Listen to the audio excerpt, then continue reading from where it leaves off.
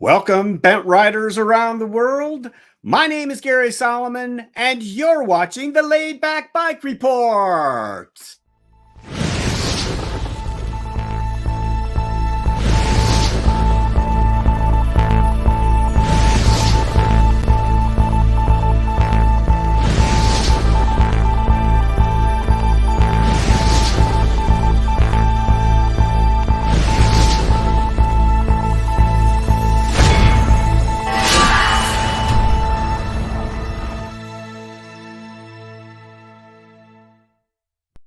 Well, what a special treat to have you all with us today. We're so glad you're watching the Laid Back Bike Report. Let me tell you what's on today's webcast. Going to open up, as usual, with our pal Honza Galla and his recumbent news. He's got a little bit less news and a little bit more discussion today. I think you'll enjoy what he's got to say. Our featured guest today is Francois Garneau. He has started a company to make velomobiles in Quebec, Canada. It's called Velomtek, and we are excited to show you everything that Francois has told us about this new company. So be ready for that. Next, our own Trey Bourgoyne is going to join us with a step-by-step installation of an e-assist on his one of his trikes, and Trey does a great job with this, so I hope you'll stick with us for that.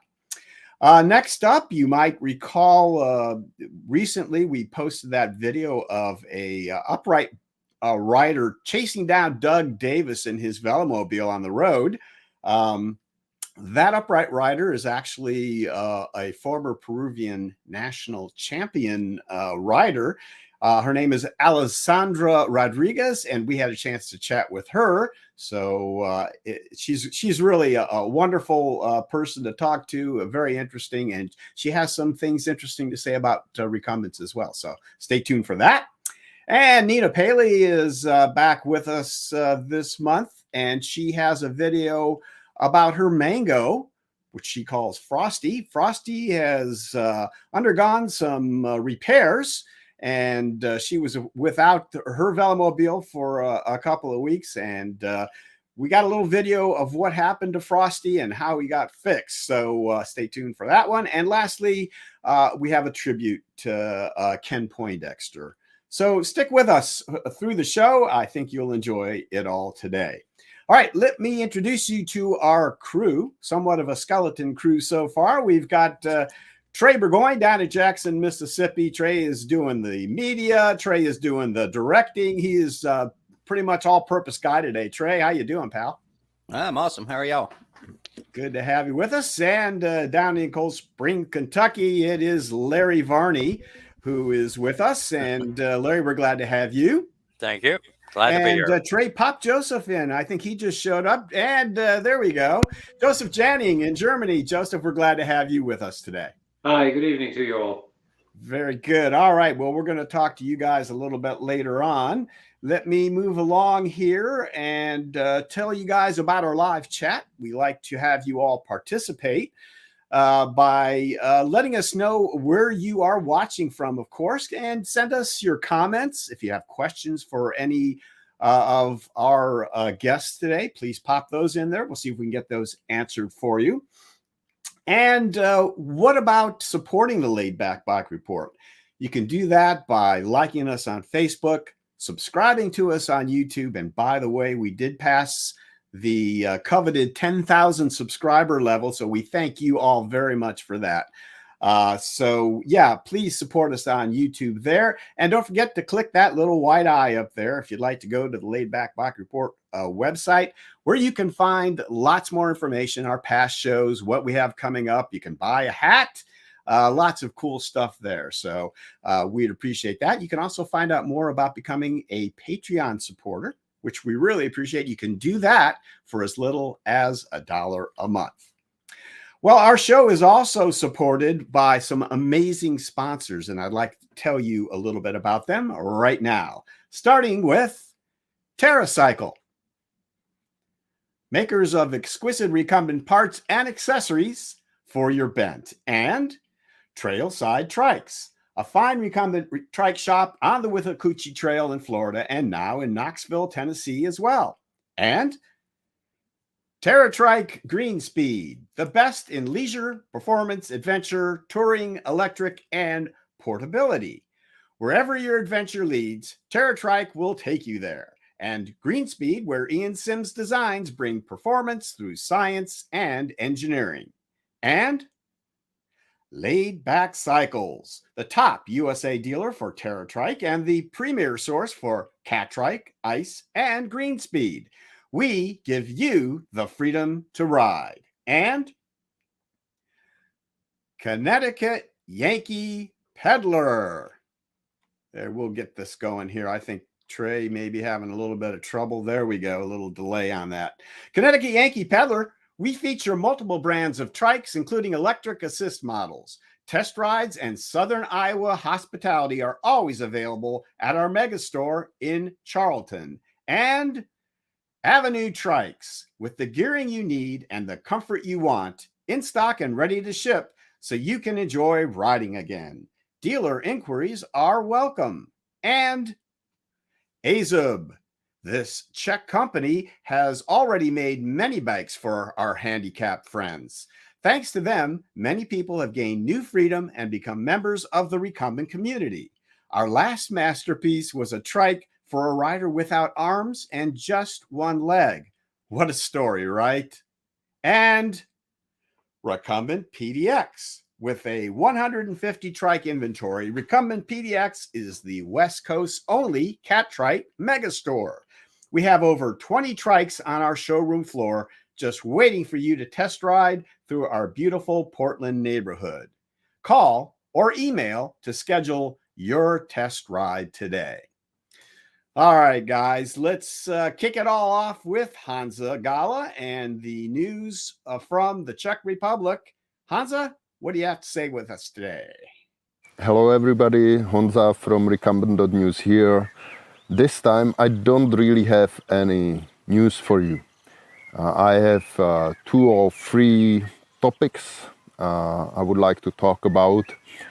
And the first one is that if we would be in the pre-COVID time, I wouldn't really have a time to prepare the video for you or join you during the show, because I would be at the Spezi show at the moment, or it would be right after the show. And I have to say I really miss this event.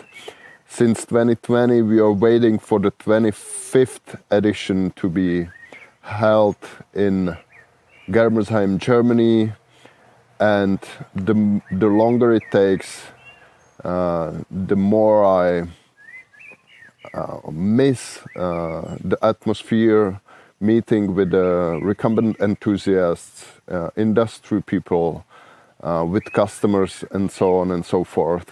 So I really hope we will be able to meet each other in Denton, Ohio this fall during the Recumbent CycleCon, and next year in Germersheim, Germany, for the 25th Spezi show. So this is my little wish now. And the second topic is that a little charity stuff. At ASUP, besides other things, we try to help one young Ukrainian refugee, an artist from Kiev, Ksenia. She is working on a calendar for us for 2023, which will include 12 illustrations, recumbent illustrations. And of course there will be 12 originals in A3 size that is close to US tabloid size. And you will have a chance to buy 1 or 2 in a little auction that should support Ksenia and her situation here in the Czech Republic, where she tries to remotely continue her studies in the university, but also she has to somehow earn money for her living here. So you can go to azup.eu and see a link where the little auction is held at the moment. It will go, first 4 illustrations are there. You can start bidding, and all the sum will go directly to Xenia, and we at azup will pack it later, the illustration, and send it to you wherever in the world, and the shipping cost will be free of charge, and the packaging, so everything will go to Xenia to support her. And the third topic is a little celebration for me, because in the Recumbent.news I already have 1,000 active subscribers that receive every news and every post right after it is published. And besides the ever-growing number of visitors, this was one of the targets and goals I have had, and this one is fulfilled now, so I'm happy. So if you want to receive the Recumbent news as soon as it is published, just subscribe as well. And that's it. I won't be able to join you today because I'm working on remodeling of our new house, and I hope I will be able to have a little office here as well, so it will be much easier for me to join you in the future. So yeah, enjoy the show, and see you next time. Bye. Thanks, Honza. And yeah, we're sorry you couldn't be with us today, but congratulations on hitting 1,000 subscribers to the wonderful Recumbent News. Guys, you should subscribe. Honza does an amazing job with that. So knowledgeable and such interesting articles that he publishes. So do it if you haven't already. And yeah, and azup, if you go to the azup website, and we'll have the link in the description below, you might be able to help out that young lady from Ukraine. Looks like she does some really interesting artwork. I might actually make a bid on one of those. They look pretty cool. So thanks, Honza. Let's move along now to our first segment today. As I mentioned earlier, it is about Francois Garneau, who is an engineer in Quebec, Canada, and he has a company called Velomtek, which is about to come out with a new Velomobile. So let's get into the video now. We'll learn all about Velomtek. All right, guys, we are here with Francois Garneau of a new Velomobile company called Velomtek. And Francois is going to tell us all about his latest ideas about Velomobiles and a bit about his history as well. So welcome to the Laid Back Bike Report, Francois. Nice to meet you again, Gary. Thanks for your time today. Of course. Great to have you with us. Why don't we start out with a bit about your personal history? Can you tell us a little bit about your education, your professional past? Yes, for sure. I am a creative guy who is very handy and very excited about building different products. So I got my degree in a university in Montreal in automated manufacturing and automated engineering. I worked for many years in small and medium and large companies as a project manager, as a manufacturer, design and manufacturing engineer. I saw the first time a Velomobile in a Popular Science magazine many years ago. I said, wow, it's a very nice project that I could design and make in the future. After many years of thinking about that, There's a day where I saw the Blue Velo company in Toronto, and then I decided to get in touch with the owner, and the story started there, and it was in 2007. Once you visited Blue Velo and you saw the various types of Velomobiles there, did you end up purchasing one? No, not at all. I was interested of this product.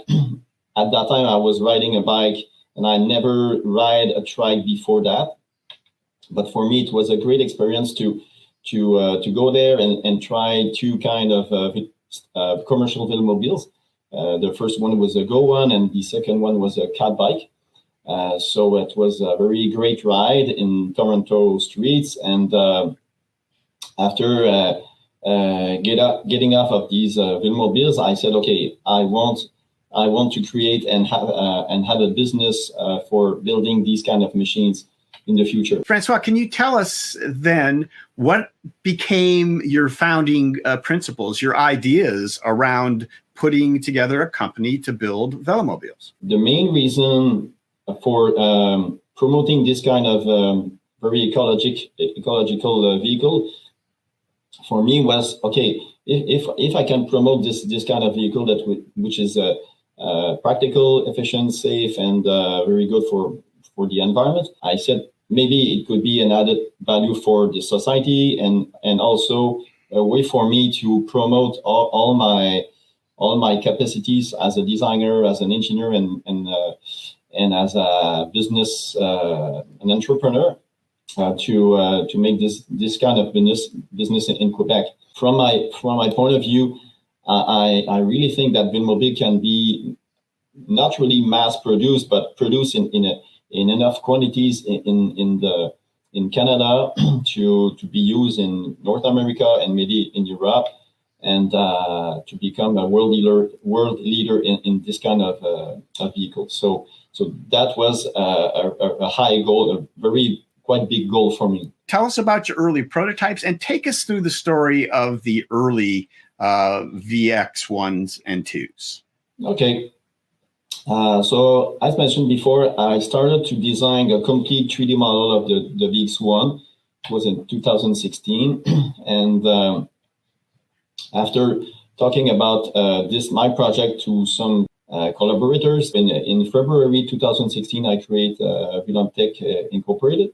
And by the end of 2016, I built two big molds to create the body shell. Okay. Because on this design, there was a aluminum structure, so there was a kind of trikes inside the body shell. So at the end of 2016, I was able to make a first test ride, and it was in September or October of that year. So we have the picture right now of the Velomobiles that was riding, and it was a front wheel drive with an electric motor on the front wheel. So the rear wheel has only two disc brakes, and the steering and the driving wheel was on the front. So it was an interesting design. And along the 2016, I added some components like small and a big bubble for protecting the head. And in 2016, I continued to test ride the product and going into a show in Montreal and share the information about Velomtek. And after riding the Velomobile for maybe 1,000 kilometers approximately for testing, I found that this design was not rigid enough or good enough to go to the step of pre-production. Okay. So I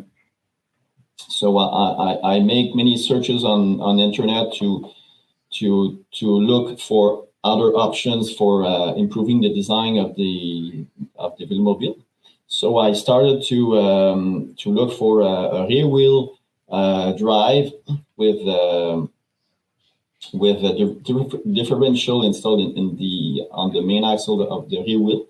And keep going with the front wheel drive that could be electric assist.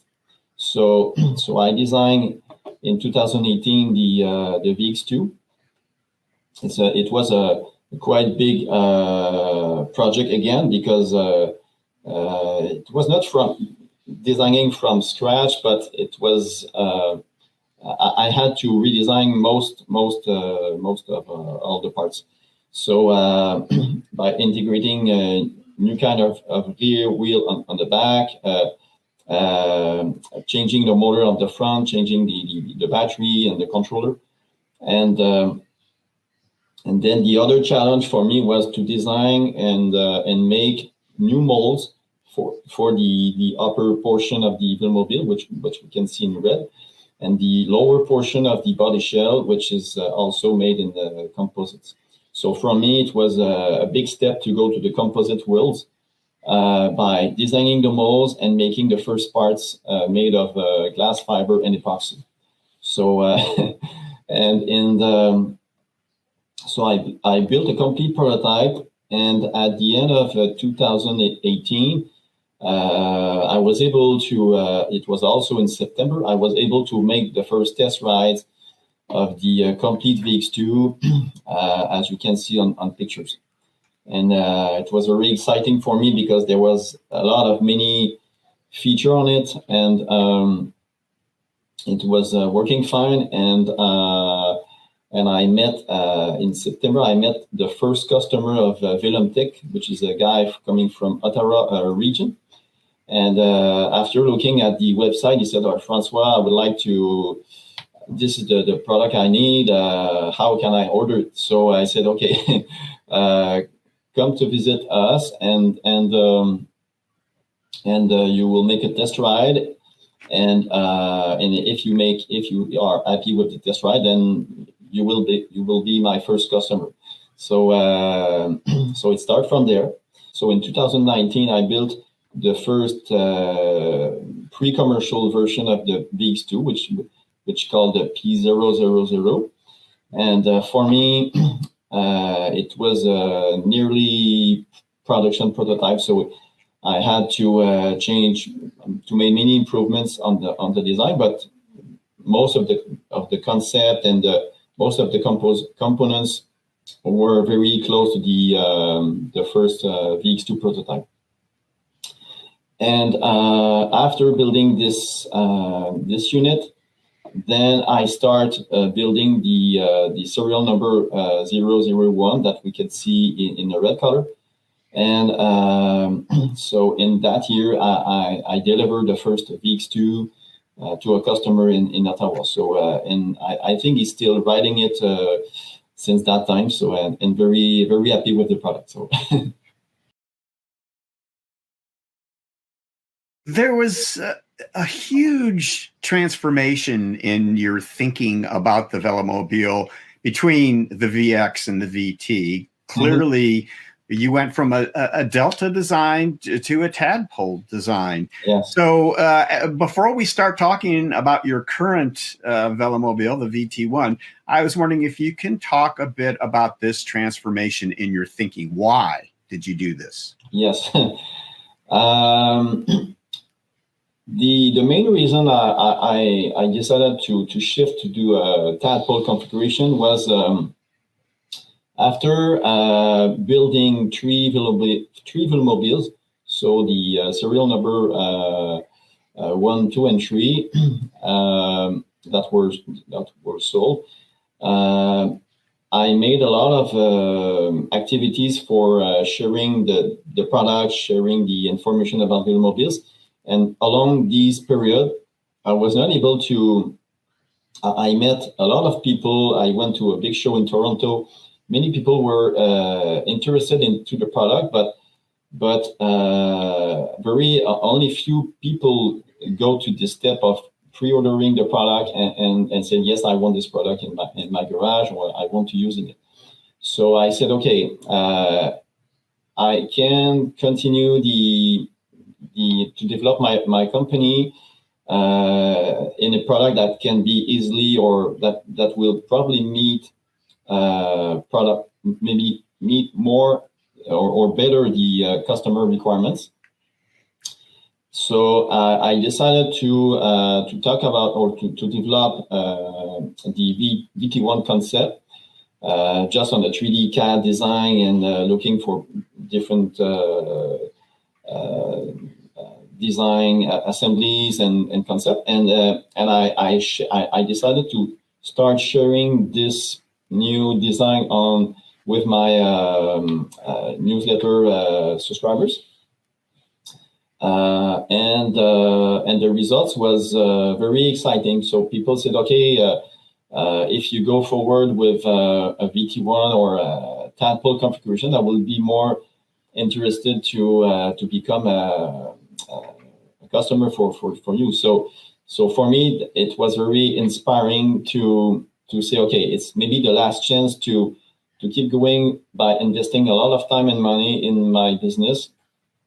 If there is a product that will be more popular and more easy to sold to people in Canada and US. So all the information and the experiences I got for building these machines were very very interesting for me to design and make the next model that would become the VT1. Okay, so the VX2 was a tremendous learning experience for you. It put you in good stead to move on to the next step, which is your current step. Tell us about prototyping and design of the VT1 and such. Okay, so for me to go from a Delta configuration to a tadpole configuration was a major step, and there is a lot of trikes on the market. So the different kind of steering mechanism, different kind of suspension design, different kind of frames and seats. So you know what I mean because you are involved in the world of recumbent. Different kind of brakes and so many things.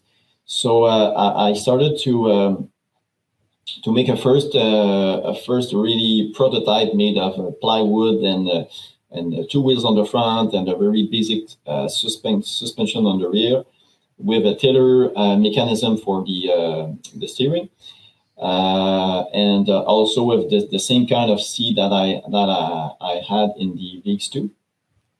So we built a first prototype that we can see on the website of Velomtek somewhere. And after that, we built a second prototype that we can see now in the picture, which has the drum brakes, Stormy Archer drum brakes on the front, the rear suspension, and now we move to the steering mechanism, not the steering, but the tank steering mechanism instead of tiller, because we found some design and manufacturing and functionalities issue with the tiller mechanism. So that's why we moved to a tank steering design.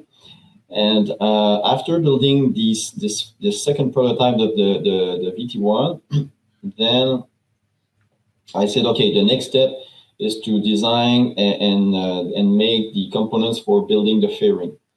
And so we got the 3D model that you can see on the picture. So that 3D design includes all the components in the 3D model for either all the components were designed in 3D. And after that, I design and make the molds, because for me to make big molds for making the body shell was another challenge. I never did that before with the best practices for building molds for that. So I had to get support from people very experienced people in design and make composite molds. So I made a design and finished the molds in my garage, because the company was in my garage and in my basement at that time.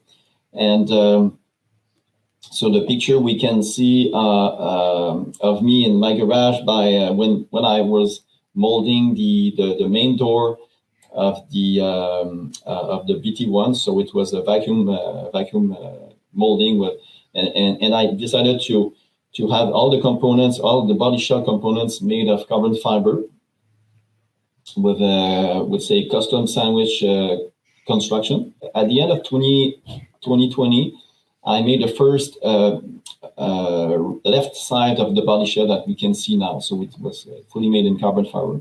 So for me, it was a very, very interesting goal by being able to produce that kind of parts.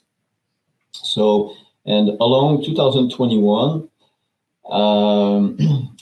I built the complete Velomobile. So during the month of May or June, I had the complete Velomobile. So I started to test the VT1 with the first configuration, which was with an 8-speed transmission without any gear motor in the back.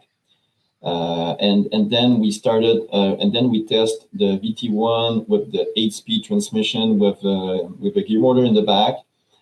And further, during the summer, I was able to purchase a roll-off transmission, which is a 14-speed transmission. And after that, I tested the 14-speed transmission and the electric assist motor in the back. So along the 2021, there was a lot of testing and improvement of the design. And at the fall of 2021, I started the pre-ordering process for purchasing a VT1. At the end of 2021,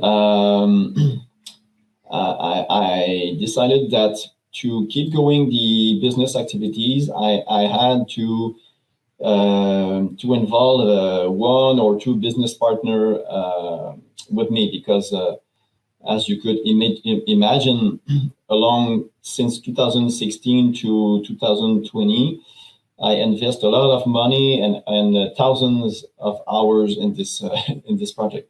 I get in touch with Pierre, and Pierre is already a rider of Velomobile because he's an owner of a Quest. And so Pierre said, okay, you would like to have a partner for keep going your business development. So we share our values and our goals and our project, and then Pierre decided to be my business partner. We said, okay, we need to find an appropriate industrial location to move from my home business to an industrial place where we can expand, we can set up the shop as required to build in a series the best Velomobiles in Canada. All right, Francois, now you mentioned briefly expanding into the new facility, and you had to build a team also for this new business. Tell us about we're looking at the picture right now of the new facility and your team. Tell us about your team. Designing a product is one thing, but when we go to, if we want to promote and then start the production, we need to build a team. So the first employee that get into the team was Hiroshi.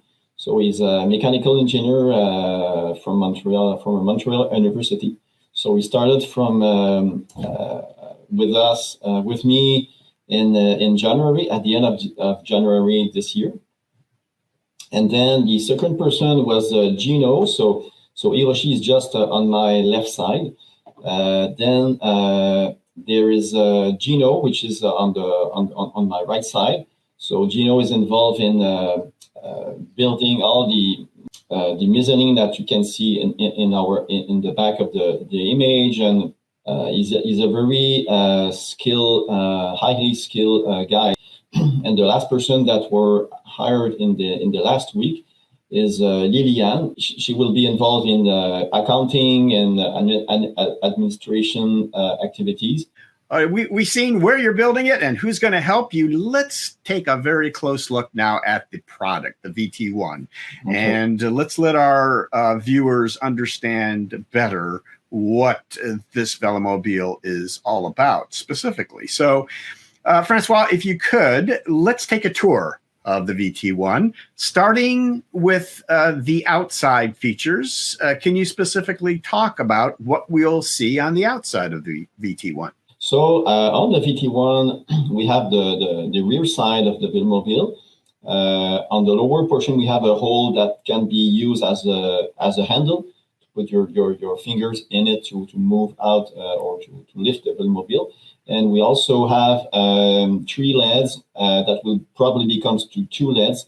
The first one, the first red ones will be for flashing, so for positioning the Velomobile on the road. And the second LED will be also a red one that will show up when you apply the brakes. On the front, we have here we have 20 inches wheels and mounted on drum brakes, 90 millimeters external archer drum brakes.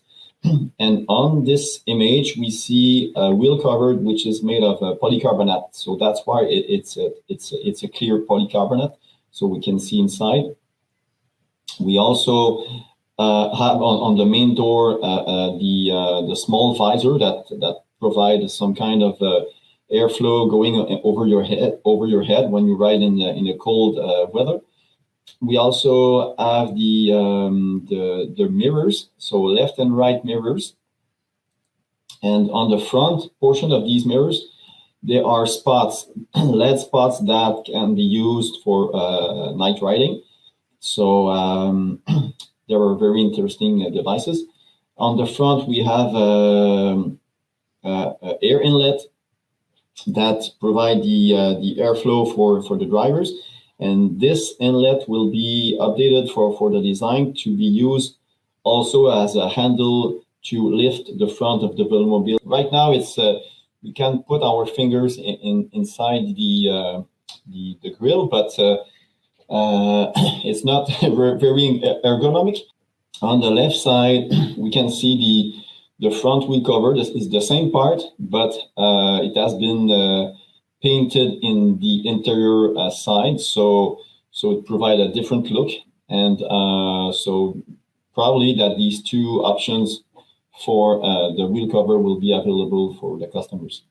All right, Francois, let's now jump to the inside of the VT1. Tell us a little about that. To get into the Velomobile, we just have to flip the top, as we can see right now. With we have 2 inches on that attached to the main door to the main body shell. And in the future, we are looking to install another kind of inches that will provide some kind of installing and remove the door from the body shell. So we are working for that to be available for the production model of the VT1. So when we go inside, we can see the aluminum frame that is strongly attached to the floor of the body shell construction. We have the front portion of that frame that holds the bottom bracket and the crankset, and also we have the chain, and that chain is going from the chain ring to an idler just located just maybe 6 or 7 inches lower. And the way we install the idler over there provide a very easy way to adjust the chain length and to adjust the position of the bottom bracket depending on your body size. So what we can see also on this picture is on the left side and left side and right side, we can see the two handlebars because it's a tank steering configuration. And just on the front, we can see also cell phone support that could be useful for many people these days.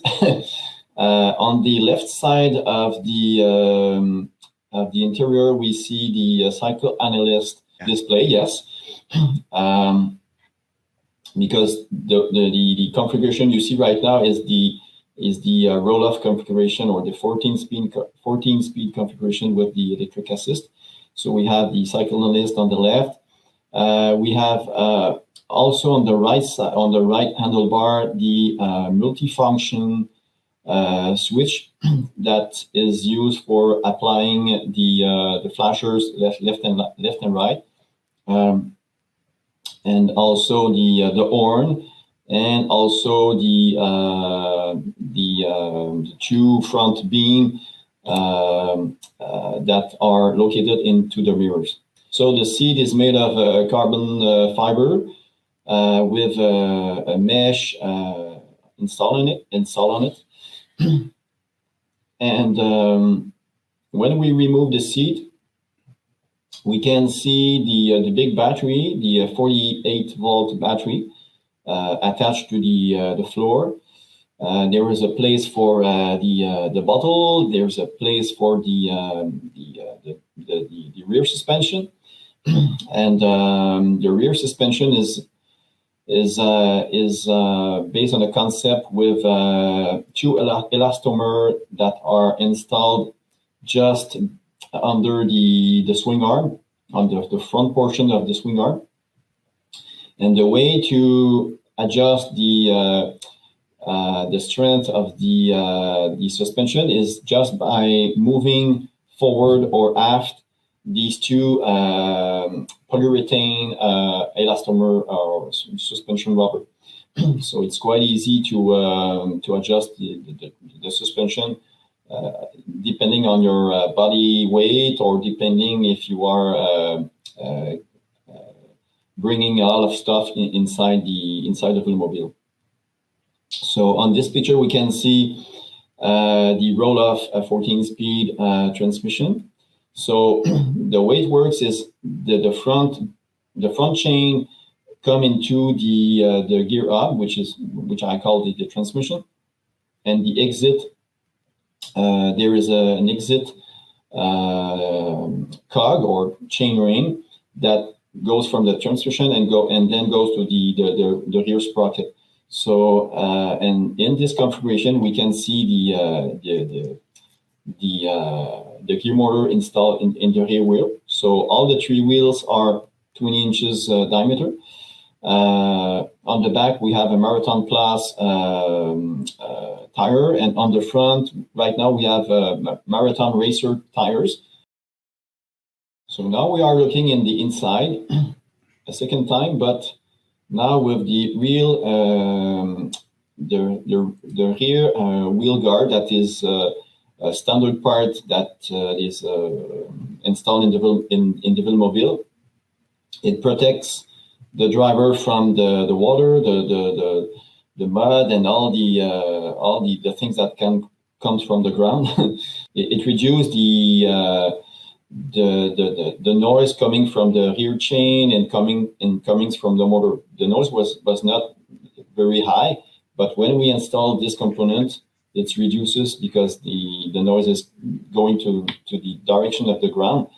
Francois, can you now tell us about the experience of riding the VT1? Now that you've got it, you've prototyped it, you're putting it into production, what might our viewers who are interested experience on the VT1 ride? Okay, so riding in a VT1 is a great experience because there are many things. The way the steering mechanism is working is very interesting because it's a time steering mechanism. There is no suspension on the front, so but I keep the rear suspension because it's essential to be more comfortable when you are riding on the roads. And the other things I would like to mention is the VT1 with the electric assist is providing from 100 watts to up to 750 watts at least. And since it's a gear motor with a clutchless, it provides the e-braking. So when you apply pressure on the brake lever, it makes the motor as a dynamo. The stability, visibility, easy to get in and get out of the vehicle. The other thing I could say about the speed is it's quite easy to go to 30 to 35 kilometers per hour. If we push harder, we can go to 40 and maybe 45 kilometers per hour. So I consider that the VT1 is not a racing Velomobiles or very high efficient Velomobiles like the Milan or some maybe other latest design of Velomobiles made in Europe. But the main goal of the VT1 was to provide a transportation mean that is efficient, safe, easy to use by design and construction, and also provide a good speed for getting to work or getting for shopping and also for touring also. Francois, one of the things that Doug Davis is always talking about is the accessibility, getting in and getting out of the Velomobile. Tell us about what that's like on the VT1. Okay, so in the VT1, there's a big door that is designed and installed to get into the Velomobile. So normally, when we get in, we apply the components to lock the front brakes, and then we open the top. We open the door. We getting out, and then we close the door, and that's it. I could say that getting in and getting out of the VT1 is very easy. Do you have a full visor or a race hood in mind? Yes, for sure. This part will be an option. It's called the full visor option, and this part is made of polycarbonate clear sheet, and it's mounted on the door with 3 screws. This part can be installed and removed in a minute or two on the main door. And if you want to bring this part with you because it's a rainy morning and at the end of the day there's a sunny day, then you can remove the bubble and put it in the back of the Velomobile. Can you talk to us more specifically about the transmission and e-assist options on the production VT1? Initially, there were 4 different configurations. So the 8-speed with or without the motor assist, and the 14-speed with or without the motor assist. And after making a lot of testing with the 4 configurations, I found that the 8-speed was not providing enough range when you want to climb a hill. For the people who choose the 8-speed configuration, it will comes with the electric assist motor that provide up to 500 or 750 watts. So it's if you want to climb a hill, there will be no problem with the 8-speed transmission. And then we have the 14-speed transmission, which is made of a roll-off speed hub. The initial 8-speed is the Alpine Shimano Alpine hub, but for the 14-speed, it's made by Roll-Off, the famous gear up company in Germany. And for our application in the VT1, they provide us a semi-standard or semi-custom configuration because it's used as a transmission instead of used as a gear as a hub inside the wheel. The highest or more detailed configuration of the VT1 is the 14-speed with the electric assist right now. There are other options that can be added to your future configuration, including the different colors, the front wheel covers, the visors, the complete visors or not. Francois, one of the important features of what you are doing, one of the highlights, is that you're in Canada, a North American producer of Velomobiles, as we stated earlier, which is really important to you, and I think to those of us in North America. Tell us why that's important to you and why you think it's important to your potential buyers. It's a real interesting challenge to be the first company in Canada. And when I make some search on internet, I found that there's no really other options in United States also. So since the VT1 is a unique product in Canada that you cannot find from any other suppliers or manufacturers in Canada, I think that this will be a very great advantages for us. Because many people I talk in Quebec who already have Velomobiles, whether it's a Quest or a DF or it's mostly these two brands, they had to purchase them from Europe, from the supplier that you already know.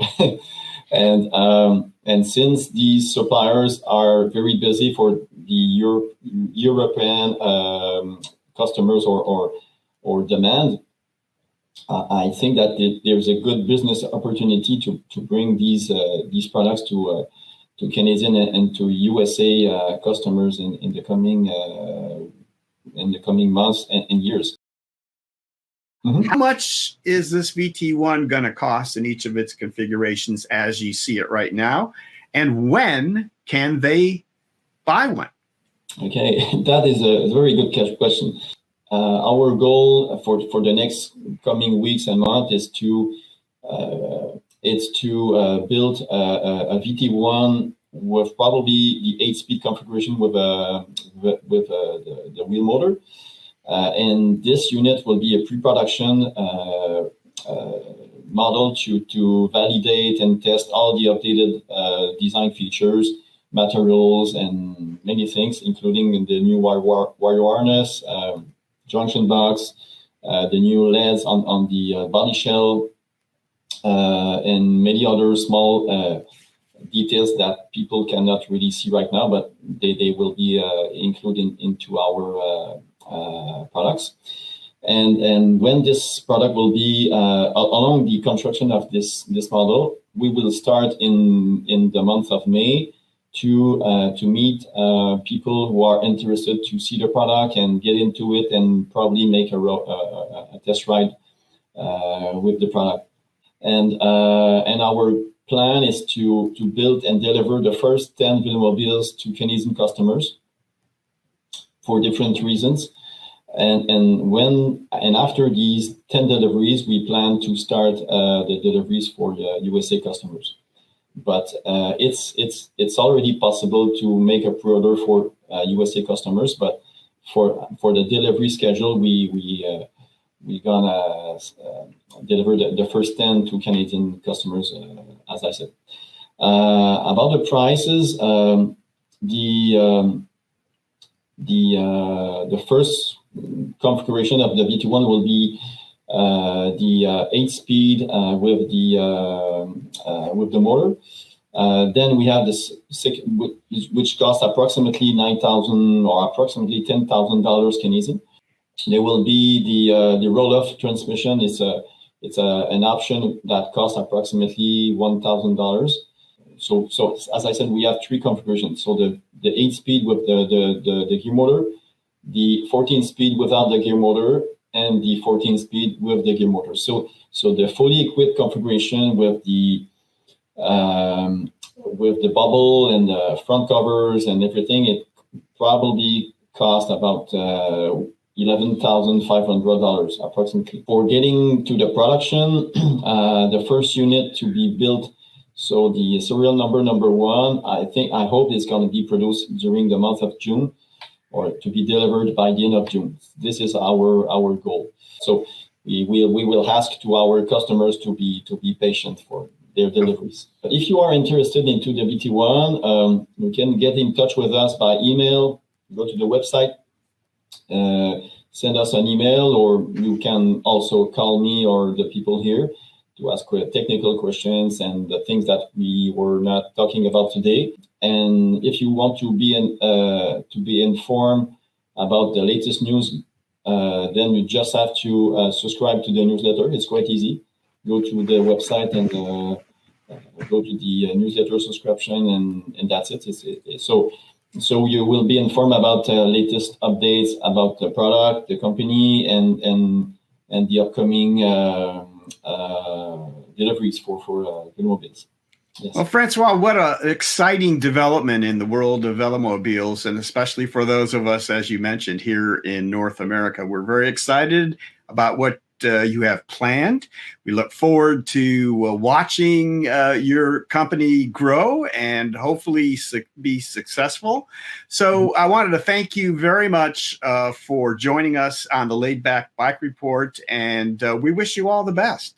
Okay, thanks a lot, Gary, for all your time, and I wish to see you on the ride or see you on the roads with VT1 in the coming months. That sounds wonderful. I'll give it a try if I get a chance. So okay, thanks Francois. Okay, bye-bye.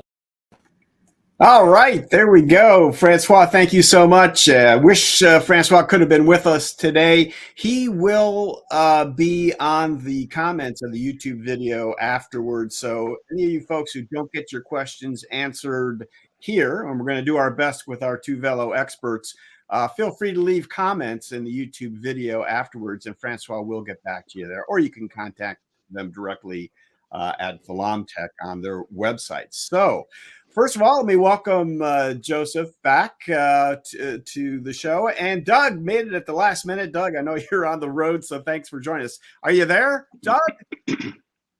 Doug, can you hear us? I'm here. Okay, Doug, I don't know how good the connection is. I guess not. Let's see what happens. You can work on that. But I want to get some thoughts from our two Velo experts here. Let me just, before we do that, you guys saw that Francois showed you the full visor option. And Trey, do you have that picture? He sent me a picture. I couldn't get it into the video on time because he just sent it to me. But you saw the picture of the full visor, and now you actually see it on the VT1 there. It just looks pretty cool.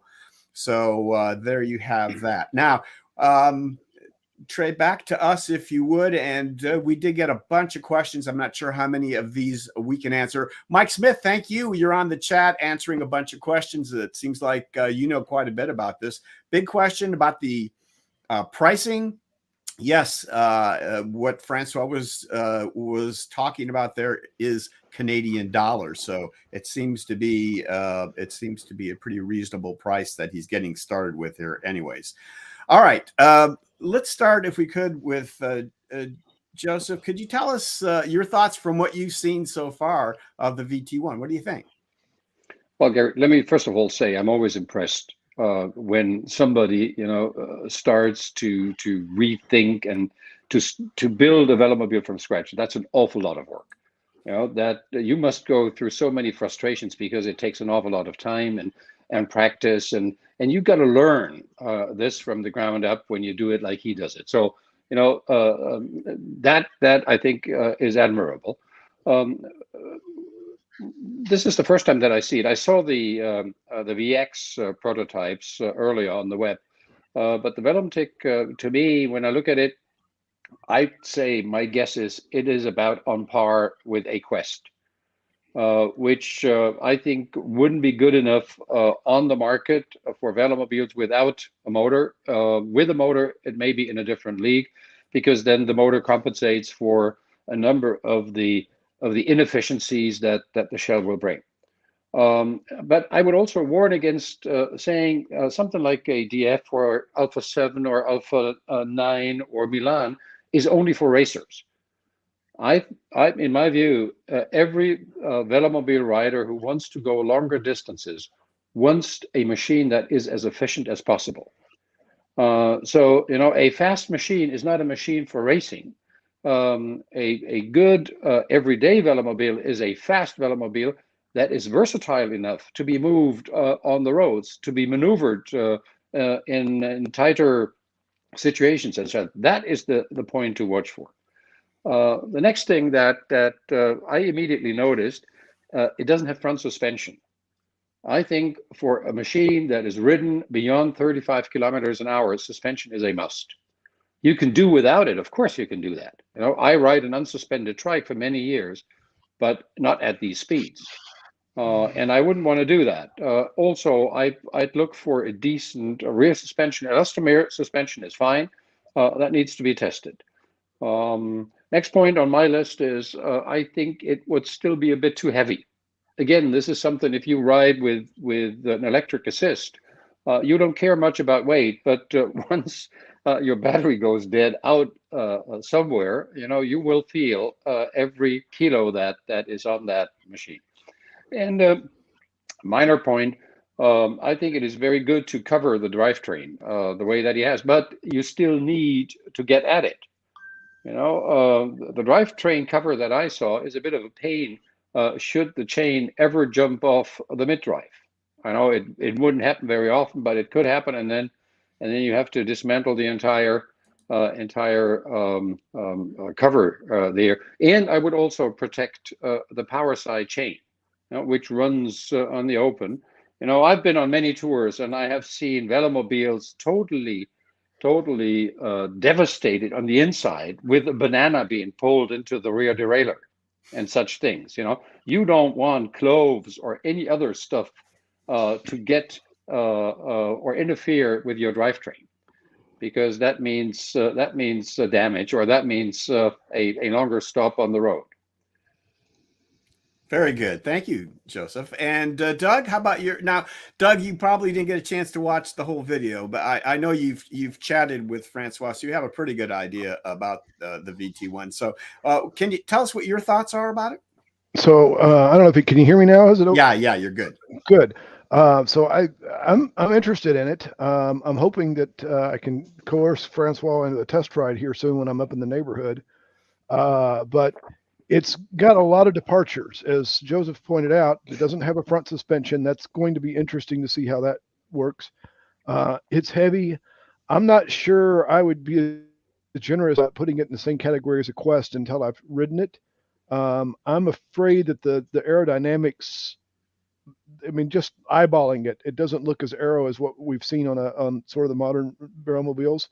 But most of the modern Velomobiles have never visited a wind tunnel, so we're going by, you know, no pun intended, seat of the pants experience. So I think that it's very interesting. I think I want to give it a chance. I see a lot of issues, as Joseph had just pointed out, that he saw. The drivetrain's a biggie. The first time I saw that, I thought it was a prototype, and maybe that was different, but no, it's exactly the way it is. I think the target market for this is really the e-assist crowd, not necessarily the human-powered crowd. There's nothing wrong with that. I think it's brilliant. And I think for that, it's going to be a seller, particularly because of the price point and because it's the ease of entry and exit. And quite honestly, I think if the drivetrain accessibility issues and a few of the other things I've seen, particularly with this, this front suspension is one that bothers me, because I do a lot of riding in the U.S. and the roads are crap. And I just think at my speeds, as Joseph pointed out, you're going to get pretty much the teeth rattled out of your mouth going down some of our roads at those kind of speeds without something taking the bumps. But all that said, I want to see it and I want to try it, and I want to think that Francois is a very smart person, has thought through all this stuff, and he's got some ideas, and things are not what we see, because again, none of us have ridden one of these yet. And hopefully it's really a good contender. That's what I'm hoping for, because I love to see a North American contender in this space. Absolutely. Doug, if you could just address this one last issue, and then I think we're going to move on. On Facebook, before our show had even played, I saw a few comments about this being another vaporware type of thing, like it's not serious, and we've seen lots of different designs of people making Velomobiles and never got anywhere. And that's a fair thing to be worried about, But in my interactions with Francois over the last few months, especially, I don't get that impression. And certainly nothing can guarantee anyone's success. This may or may not succeed. But I certainly would not say this is vaporware. I think he's very close to putting this out within the next couple of months. I think it's a serious endeavor. I just want to get your impression, Doug, because I know you've talked to him. Well, you know, that's my touch point too, because I always mock these guys for putting out high dollar PowerPoints and low dollar product. So, you know, I think Francois's got a product, and I think he will get one out this summer. I think he's got several prototypes. We've seen him, you know, video with them. We've had conversations with him, and the conversations I've had with him, he has the mindset of somebody that's moving from prototype to production. So he's thinking about how he gets them built. He's thinking about how he gets them delivered, of all those logistics. He's thinking about how his network works with dealers, all that kind of stuff. That's not a guy that's still working off a PowerPoint. That's a guy that's got a product. Good. And lastly, could you tell us what do you think the advantage of, let me put it this way, what is the advantage to North American potential buyers to having a North American manufacturer? Well, I mean, right now, the hardest problem we fight daily with Velomobiles is shipping. It's insane. In fact, if I knew what I knew now, I probably would have never gotten into this business, because it's just so freaking crazy. We had a shipper take our money the other day, 3 weeks ago, on some bikes, giving me a contract, and then last week, Tuesday, send me an email saying we cannot do this after all. Our home office doesn't want us to move these, and here's your money back. And it's like it took 3 weeks while we're beating on these guys. So the shipping is just nuts. They don't care. It's difficult. And so having one in North America, then we can move it by truck. We don't have to move it by boats or airplanes. So things are a lot easier. That's going to help a lot. Having the accessibility of parts and the support systems on this time zone will help. So all of those things combined are going to make a much better experience for what I would say, not necessarily a novice, but maybe a neophyte Velomobile rider that's not necessarily somebody who's willing to work on them themselves. And I think that brings the market barrier down some, you know, and the price of one too, but it's not appreciably different. But those kind of things in the market that people think about when they're making the buy decision, this is going to help. Very good. All right. Joseph, any final thoughts? I don't want to leave you out. Do you have anything to add before we finish up? No, I totally agree with Doug on the advantages of having a local producer. You know, just one piece of advice: I would test the rear hub motor on a longer climb, because I think that typically is one of the problems of hub motors is when you go slow, because the motor tends to overheat there, and that I believe is better addressed with a crank motor, because there you keep the cadence higher. You know, that will have very slow rotations. If you go, you know, like Doug does in the Arizona mountains or in the Rockies or somewhere, you see that setup heating up pretty quickly. We saw that on a non-Velomobile. We saw it on a regular two-wheeled bike when we were out at Desert Camp that somebody had. The hub motor overheated on the bike because these climbs are so long. And I mean, it's 20 miles of 4% grade. That's going to wear things out. It certainly wears my legs out.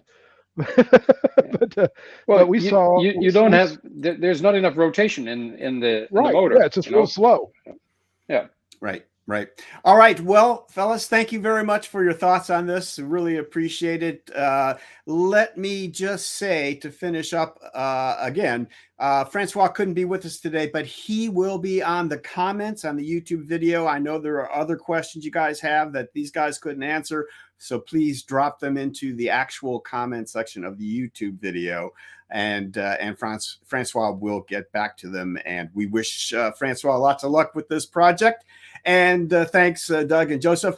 The perfect segue, talking about hub motors maybe not being the best and mid-drives maybe being better. Well, that gets us right to our next segment. Our buddy Trey, who is doing all the directing today, also took some time out over the past month to install a mid-drive motor on his Trike and video the whole process. And I want to show you what he has done, and he has shown every little step of the way. So Trey, let's see what you've done. Hello folks, so this is the Trike we're going to be putting the TSDZ motor on. It's an HP Velotechnik FS26. It's been our primary touring trike. Wife and I both have one. We're adding an electric motor to this one specifically to make it a bit easier to pull our dog. He's a 70-pound bundle of energy that we have a dog trailer for. This is all the parts we need to install our new motor, TSDZ2. And here is the battery and charger we went with.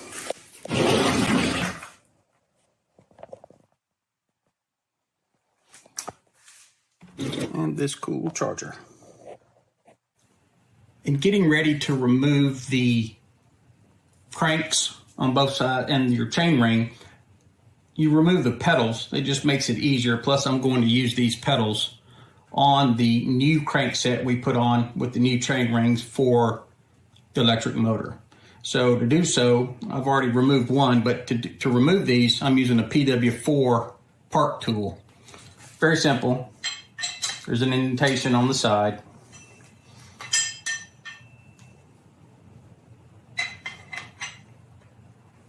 Nothing to it. This one was already loose, so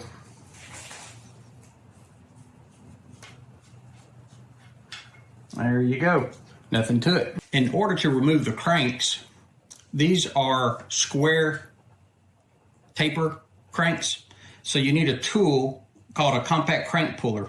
I bought one from Park Tool. It's the CWP-7. It has two different size heads on it for the different size cranks you may run into. Next, we're going to remove the screw that's holding the crank and the cap on. But anyway, I actually have a Park Tool for this as well, but any correct size tool will work. This one's easy. I've already broken it loose. So essentially, you just unscrew this. And there you go. The next step is you're going to take your handy dandy crank puller. I don't know if you can see it. That should help it a little bit better. And you're going to find the appropriate size end. It just so happens it's the smaller end on this one. So you thread this in until it bottoms out, and then you take a wrench and turn this in until it gets tight. And then you'll tighten this down. These are already loose, but as you tighten it down, it pushes the crank until it comes off the square fitting for it. Nothing to it. Now, the next step is we need to remove the bottom bracket. This is your bottom bracket. Essentially, it's bearings on each side inside an enclosed tube that has threaded fittings on each side. This one's a cap, and this one is the insert that actually pulls out the whole side.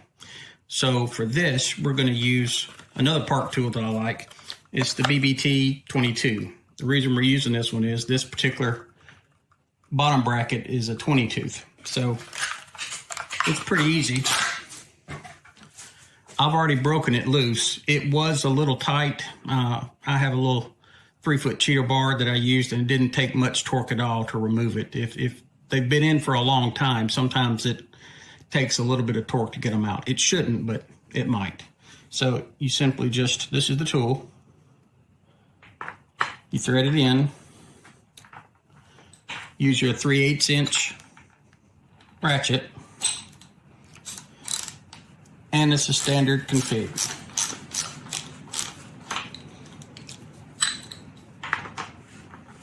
Left to loosen, right to tighten.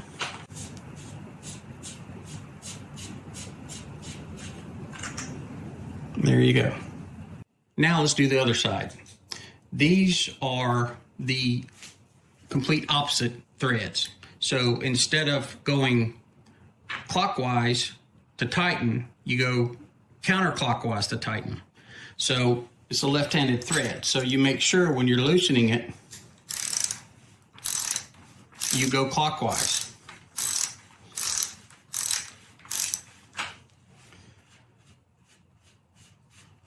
Truvative.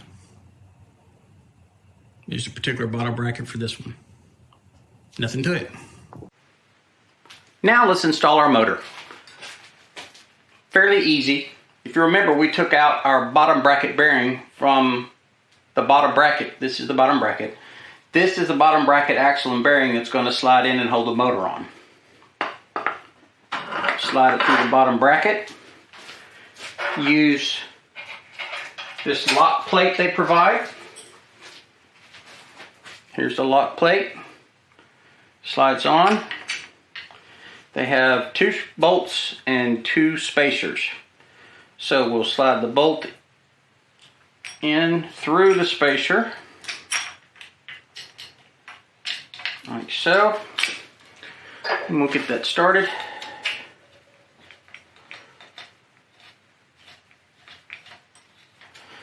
We'll get the other one.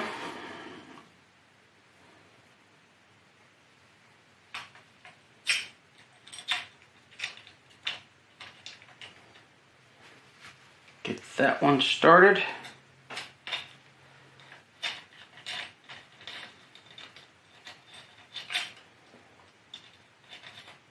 This helps secure it to the bottom bracket. But if you'll notice what just happened, notice how this motor rocks up and down like this. So this won't have enough tension on it. This lock ring won't have enough tension to hold it in place. That's merely to hold the motor onto the bottom bracket. So what we need to do is add our lock ring first, and we'll snug it down with the included tool here. There we go. Then, to prevent this from rocking back and forth like that, remember we installed this clamp. This clamp's purpose is to prevent it from moving back and forth. So let's get that in. There we go. Now, the motor cannot rock back and forth, so that secures it. I'll check all the connections and snug them up, but that's basically it.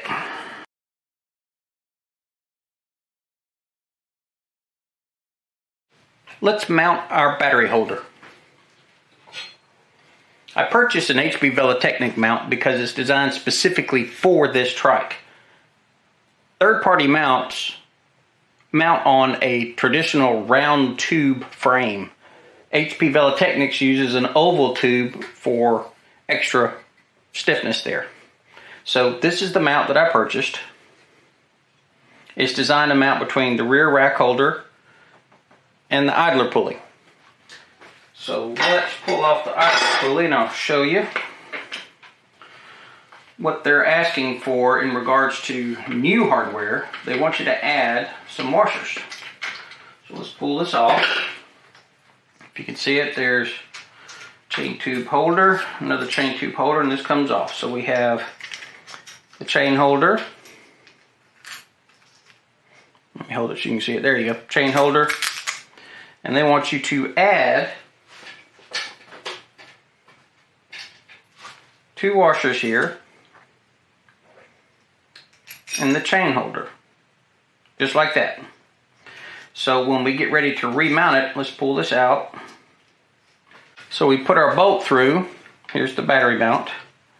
We go into the idler pulley, add our 2 washers, and then the chain keeper. They tell you to put some thread lock on here, medium strength, so let's go ahead and clean these threads off a little bit.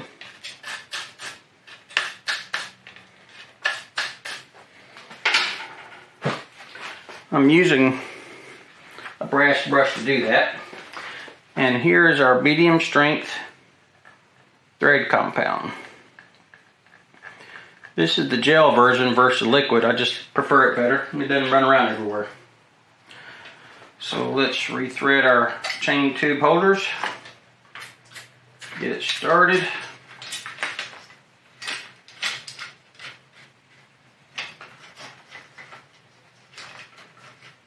chain slides up in there. The chain keeper holds the chain in. We'll do finger tight for now. Now let's remove our rear rack screw, bolt, whatever you want to call it.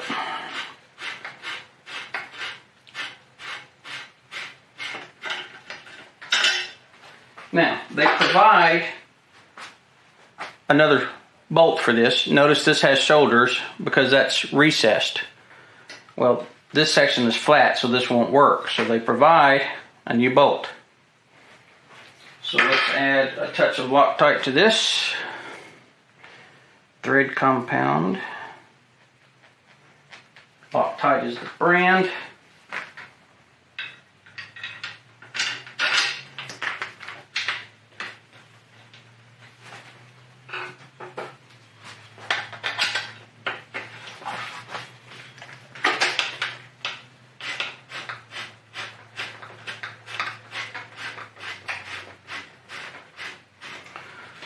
We'll snug that down. Then I'm going to check this to make sure everything's still flowing like it should. And we'll tighten that down nice and snug. And there's your battery holder. Let's mount our battery base. This is the battery mount. This is the battery base. This is what your battery will slide onto. And the electrical connection will go to the motor. So I'm going to connect this with a couple of stainless steel screws and some nylocks. That way I won't have to worry about it coming loose, and I won't use Loctite and take it off easy whenever I need. So let's go ahead. It gives you a little sliding plate here so you can adjust it however you need to. And I'm just going to get this started. I'm not going to tighten it up until I actually put the battery on. So until I finish wiring up the battery. That way I can get an idea of where and how long the cable to the motor needs to be.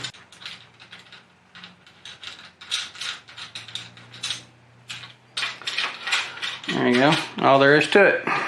Alright, I got the battery in. Let's see if we can get it to turn on. Alright. Now, let's see. Hey, it's working. See the speed?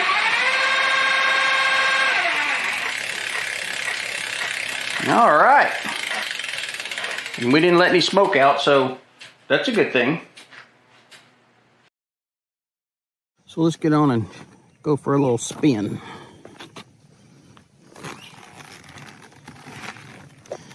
All right, we're on assist level 1. You can hear a little bit of a whine coming from the motor.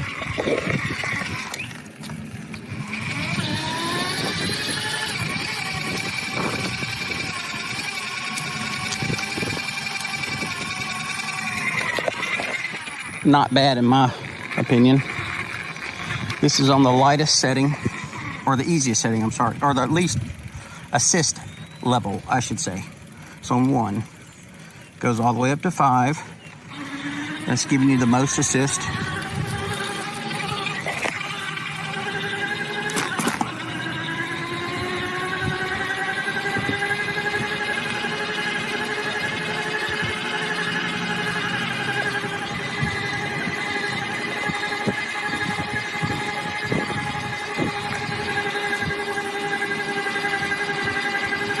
Going up a very small hill. Very easy with the assist turned on.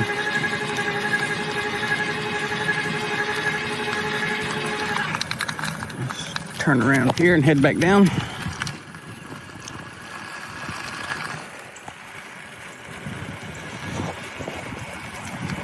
So far, I'm really pleased.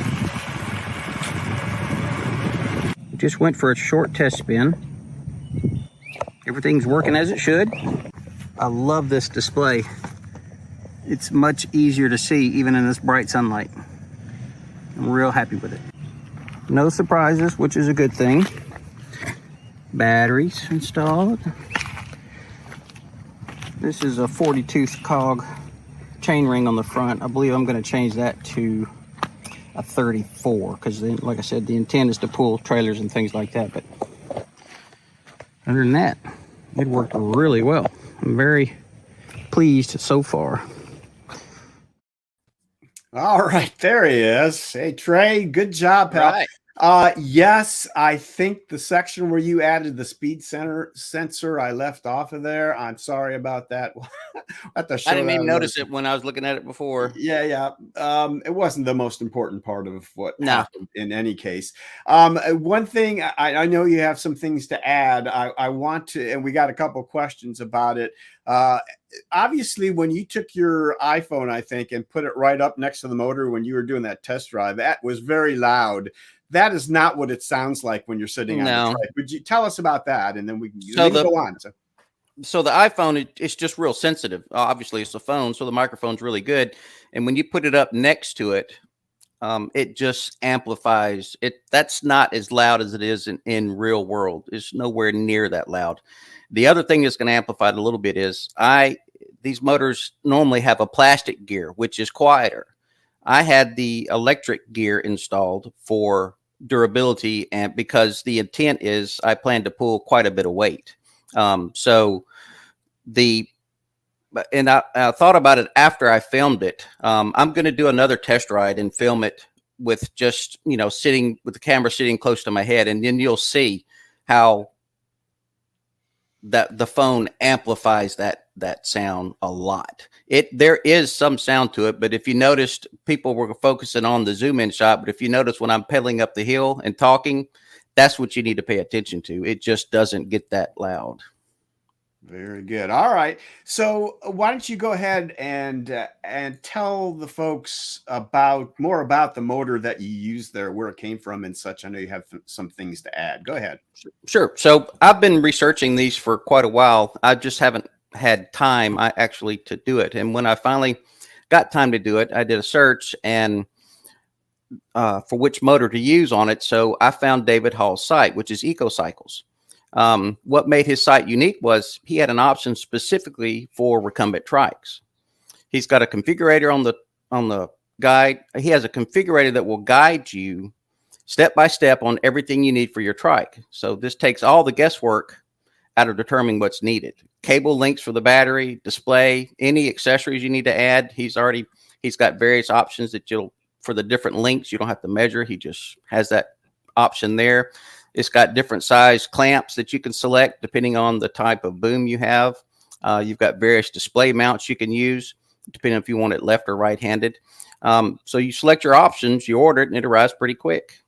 He's also got videos on his website discussing the various components. So he puts them together. You can see how they go together and how they flow. So that just makes it, a little easier when you're doing the ordering.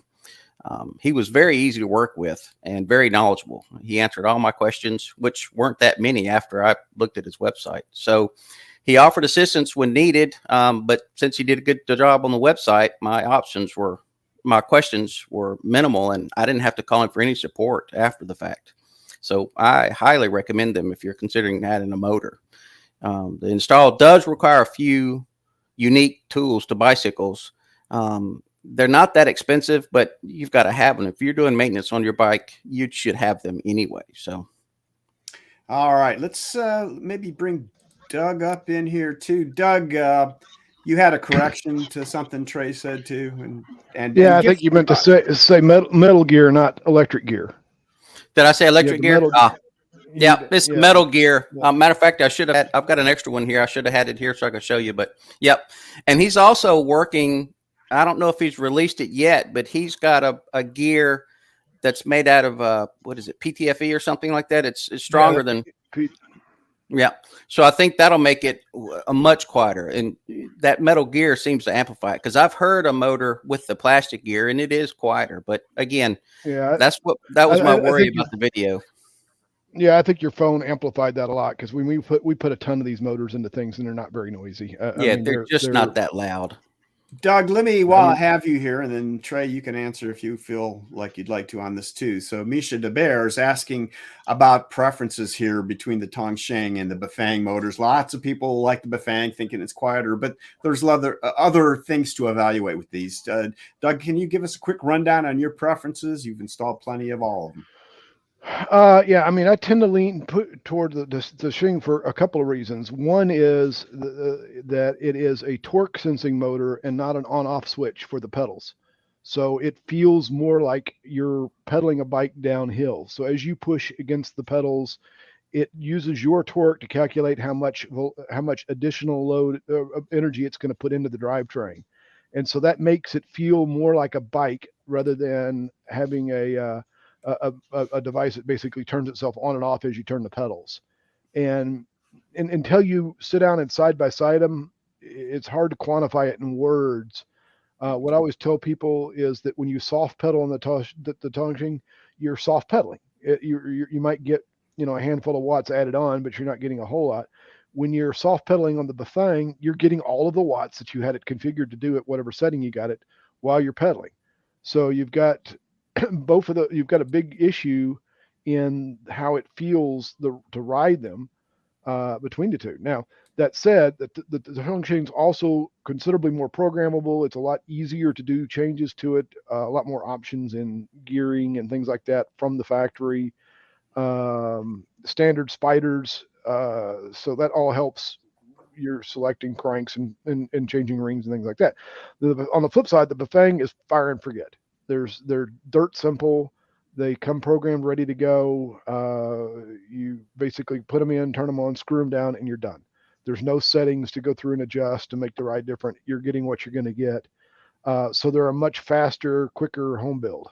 The only thing I would add to any of this is be careful where you buy them from. So the brand name of the motor is kind of like, saying you're buying a General Motors car. There's a huge swath of differences between them. So the motors are spec'd differently depending on the supply chain. So particularly Bafang, but it's even true to the Tongsheng as well. You can buy a very inexpensive Bafang motor on Alibaba or AliExpress, for example, and it will have 18 gauge wiring and in crimped connectors. You could buy the same exact Bafang motor on Amazon, and it will have 16 gauge wiring and soldered in connectors. And it's very hard for the consumer to know what they're getting because they just, the sellers just say it's a Bafang. Okay. So you really have to do some diligence there with your seller as you're doing it based on your load. Like Troy's carrying weight and he's going to carry trailers. You want heavier wiring, you want better connections, you want a bunch of other stuff. And you may not be getting that when you're getting it from some suppliers.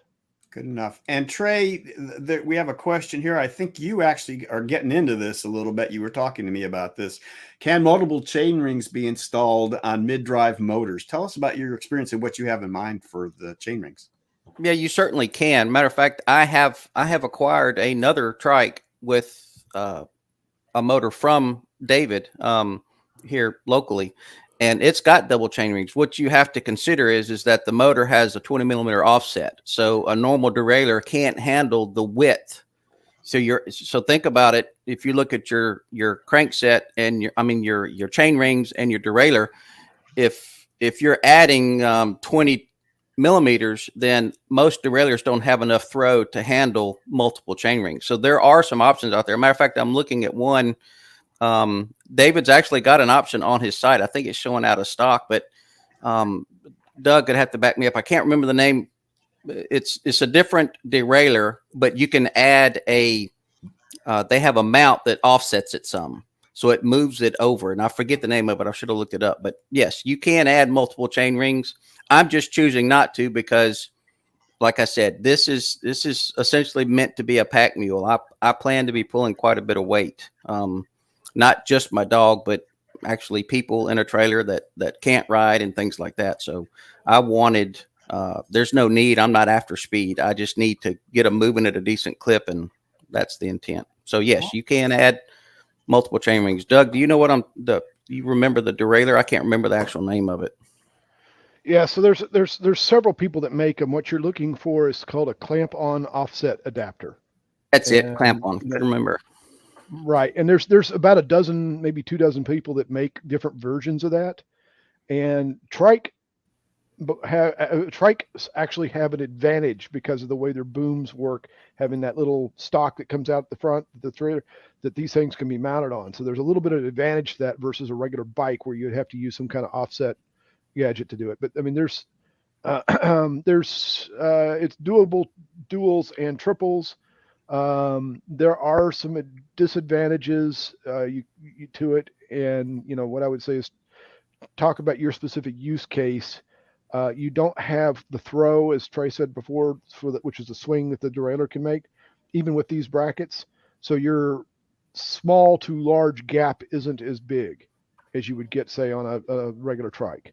But everything's doable, and you can certainly get, like, if I was doing it, I'd do it like a 105 front derailleur because it's got a huge cage in it, and then maybe use a friction shifter, so you didn't have to worry about trying to index it. And then there's no reason you couldn't get a triple at that point. Okay. All right, guys. I think if that's all right with you guys, we're going to leave that discussion there. Trey, you're going to be back with some more updates on what you're doing with the eAssist additions on all the modifications you're going to be making and stuff. So folks look forward to seeing more of Trey's mechanical abilities coming up in the next show. So Trey, thank you so much for that. Are you ready to go on the next video here? Sure. Mm-hmm. All right. So guys, I just need to quickly introduce this. It has to do with Doug again. You might remember that we showed you guys a month or so back that amazing video of the upright rider chasing Doug down in his Velomobile. And we caught up with that upright rider, and she's got a lot to say about that and recumbents and Velomobiles. Doug interviewed Alessandra. We're going to watch that right now. So, hi, Alessandra. Welcome to the Laid Back Bike Report. Usually we interview people that lay back and ride, but you're something quite different. Please let us know a little bit about yourself. Well, guys, I'm from Peru, as you can see. Right now I'm living in the jungle, Iquitos. It's part of the jungle area of the Amazon. So we have the borders near to Brazil and Colombia. And I'm a national selection cyclist in Peru. So when did you start riding a bike? Well, I started riding a bike when I was 18-year-old. So right now I'm 35, and I started with a mountain bike. Here in the jungle, it's more easy to find a cheap mountain bike. And then I start riding with some guys that they usually go, around the jungle area and does some kind of jungle cycling stuff. So what was the first race that you ever won? Well, the first race, basically I won the 100Ks here in Iquitos. That was my first race, what I won back in 2008. And after that, I won the national champion in 2010. I've been coaching by this guy that came from Colombia, and he helped me to improve my cycling stuff and my training. What are you currently classified at in the UCI classifications? Well, I'm elite ladies. Elite ladies, right? Yeah. So you're a badass racer, no doubt. Well, I'm trying to. I try to follow your pace every time I can. That's what I think that the Velomobiles are so interesting for the speed, and that makes me crazy when I'm trying to chase you. I saw some recumbents in Peru, in Cusco, from tourist people that came from Europe or some other guys from the United States that they did this in solo from Cusco, trying to get to the coast, to Lima. So there were like finding some kind of gold corridor around the floor. It was very difficult to see that, and it was cool to see those guys, this tourist guy, and they have this a flag on the back, like you have in the Recumbent, you know, and they look funny. They look. I mean, there was a Recumbent and Trikes that I saw climbing the hills, going very slow, coming from Cusco to the Andes area. But I wasn't that sure where they belonged to. So when I got to the United States and I met you, I really saw this variation of the recumbents and trikes in velomobiles. That was my first time when I saw the velomobiles with you riding around. I thought there was a type of, kind of car or something with motor on it. I didn't have no idea what was about that. And then when you show me and teach me about some stuff and settings from the velomobiles, that sounds very interesting. And I saw the videos, the races and things like that. And I said, oh my God, wow, this is a whole new stuff for me, more speed to go. So I guess that has to be very fun to ride. And I was, maybe sometimes I'm going to have the opportunity to ride the Velomobile. And thanks to you, I did. And I'm so impressed. Maybe I can try to do again every time I go to the United States and visit you guys, because you feel like you're flying. You're flying in a car and you go like a bullet. You don't feel the air. You don't feel nothing. You just go in a capsule and go for it. And that's it. That's it. And it's great. It's quite a bit different than a road bike, right? Exactly. Totally different. Totally different. The first enemy of the road bike is the air. And you know that. And with velomobiles, you can't feel it. You just go and you keep pushing. Sometimes you feel like you are in a capsule, and sometimes when it's really hot, that can burn you up and you're so sweaty. But guess what? I mean, you can improve your speed in a different level. Oh my God, so way different. So we have a famous video now. I guess it's become famous, of the two of us out there in Arizona. But that wasn't the first. That wasn't the first time we played chase, was it? No. We did that, and I think the first time we did was in the northern, in the southern. We played chase quite a bit.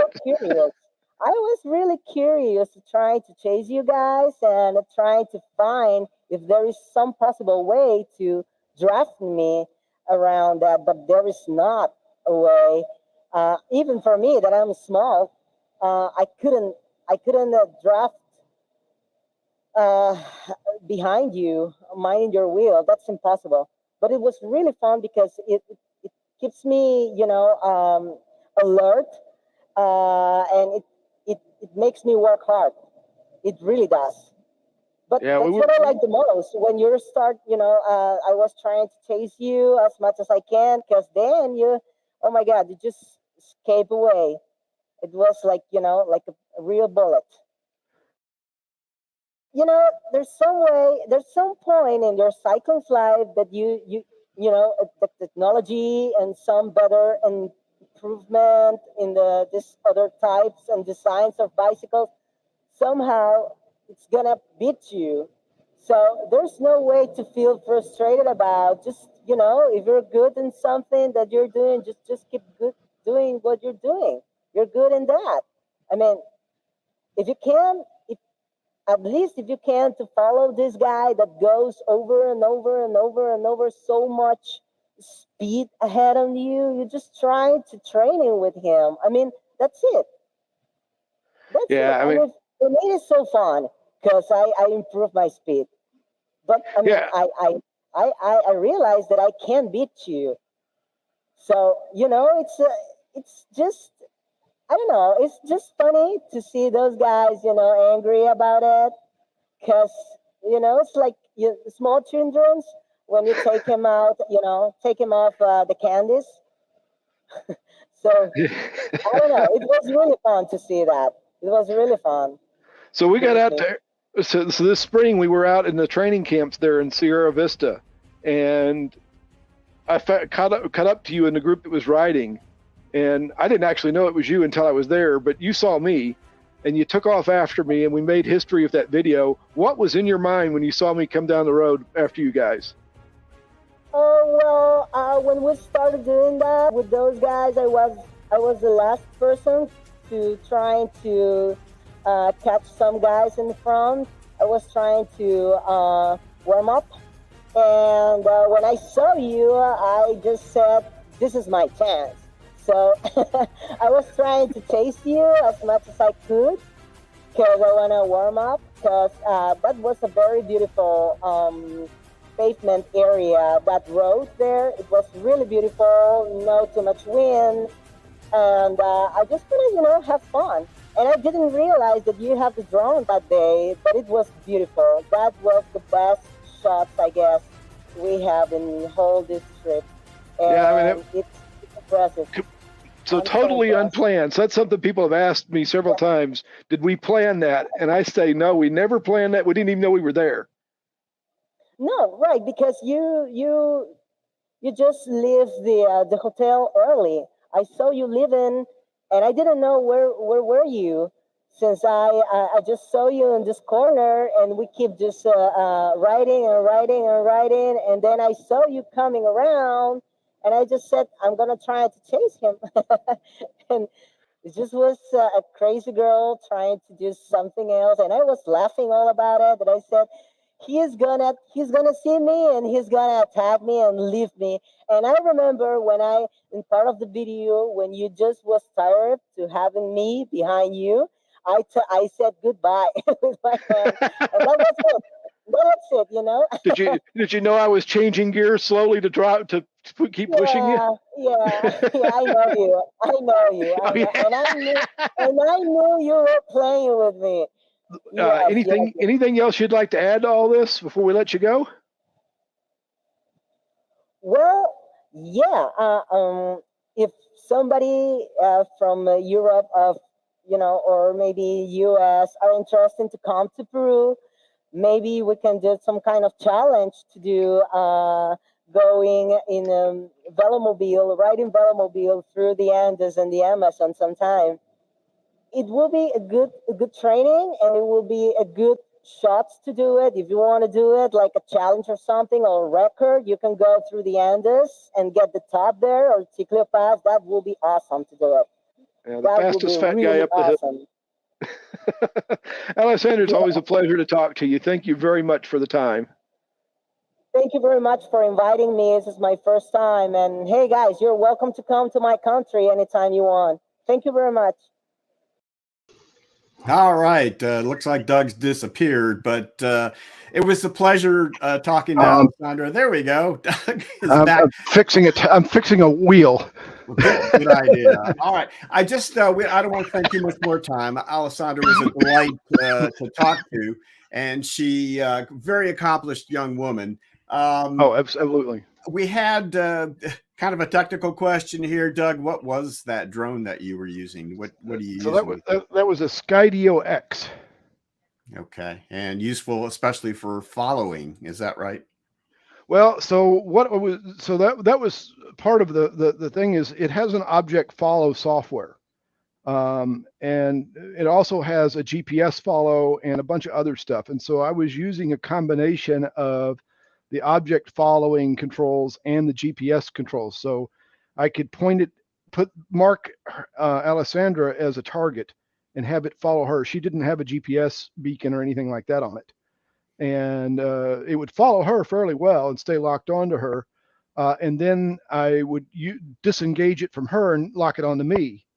And then it would follow me for a while. And so it was really a combination of, kind of while I was riding, my iPhone is sitting down by my right leg, and I was punching, following the screen and just marking different objects and different movements as we went along.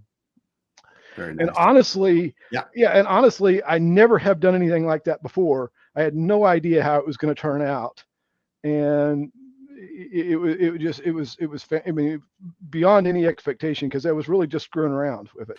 And Daryl, yeah, it's something that Doug and I have talked about over the last few years, being more specific about the technology involved because, yeah, a lot of us shoot video and pictures and such while we're riding. And so I think that's a good idea, Daryl. We will put together a segment on that here before too long. And quickly, let me bring Joseph. I don't mean to blindside you here, but I was wondering, Alessandra, essentially invited you to put together a group of Velomobile riders to do the Andes and go through the Amazon. Are you prepared to do that anytime soon? Fascinating idea, Gary. Just you do the fundraising, for right. getting all the logistics of it, exactly. and we'll take care of the rest. You'll do the rest. Okay. Well, Alessandra and I were talking about that. The area that the desert camps all take place is very similar to the climbs that are in the Andes. Okay. And it's serious climbing. I mean, it is just no joke, long climbs. And I've been where I've not been to Elliot where she lives, but I've been in that area in the Andes. And the roads are like this, and you're going to be doing that a long time. And the thing about it is, when I was there, which was a long time ago, the roads were pretty rough. What I understand now is they're not rough; they're actually very nice. And so we may do something someday down there. All right, that sounds great. Just another challenge in case you I don't mind long climbs. That's what I've got audiobooks for. It's 1 chapter per mile, and right, that's right. And there in the Andes, perhaps it better be a long chapter. So we'll see how it goes. All right, Trey, back to me if you would, and thanks, fellas. Let's move along now to our next segment.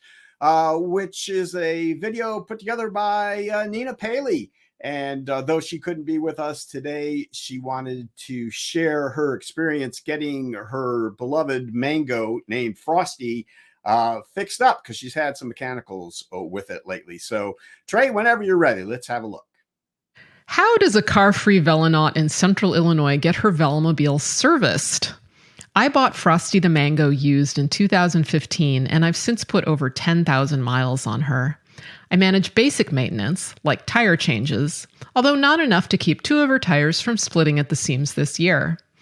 But bigger repairs are beyond my skill set. As Frosty got more and more rattly and felt less and less roadworthy, I had to figure out how to get her properly repaired. Fortunately, Nicholas Hine created the Northern Lights Velomobile Club on Facebook for Midwestern velonauts like me. I met him and Larry Ploetz last year, and after my pleas for help this winter, they made a plan to pick up Frosty and repair her in Wisconsin. Larry ended up doing most of the work, and I got him to say a little about it when he returned Frosty last month. My name is Larry Ploetz. I was first introduced to Velomobiles through a bench rider member, Fred.U in Florida, and I bought my first Velomobile from Fred and my 9th Velomobile from Fred.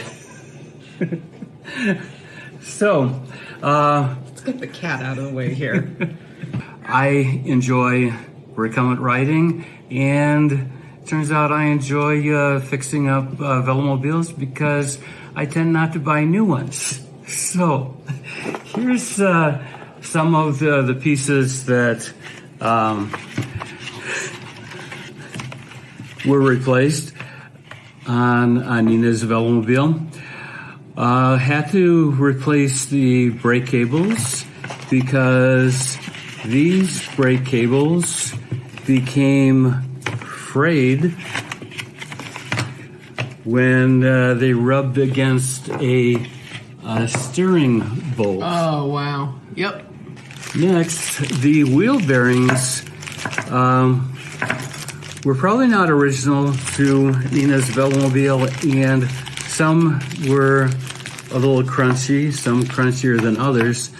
Here was one that apparently did not have a shield on it, and you can feel the roughness of it.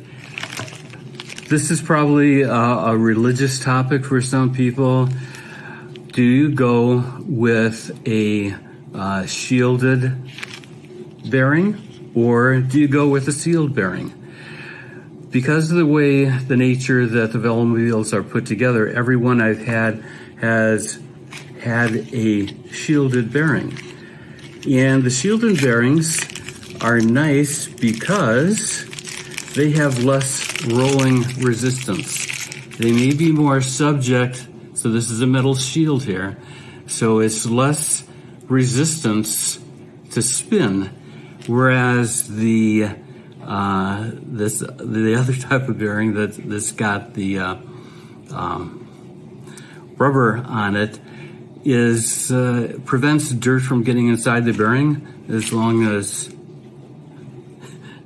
the shield is on. Shield is on. See that. But the Velomobiles, one side on the front wheels is protected interior by the brake. Then there's a spacer, and the other side is typically protected by a dust cap and either the cloth covering on the wheel. So they really don't get that dirty, but those were replaced. And here are some extra spokes. This is a little bit of extra 8-speed chain. The Mango Velomobile has 2 chains. In this case, one's a 10-speed. The final drive is an 8-speed chain because there's no shifting on it, and the 8-speed chains have typically a stronger side plate. Here's the old chain.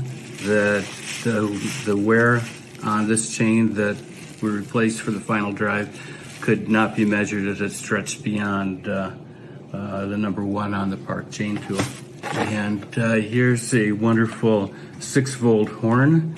And you can tell by this script here, this is designed specifically for a Mango 6-volt system.